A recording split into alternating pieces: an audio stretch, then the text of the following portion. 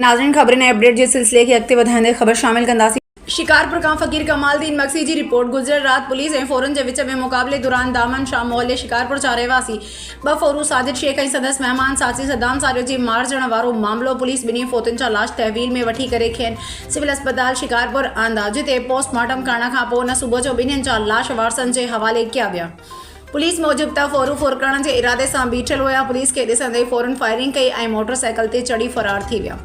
Police तरफ़ां फ़ौरन जो ताक़ुब कंदे फायरिंग जे नतीजे में 2 नौजवान साजिद शेख ऐं सदाम सारियो मौके ते मारिजी विया ऐं 1 फ़ौरू ज़ख़्मी हालत में फ़रार थी विया आहिनि।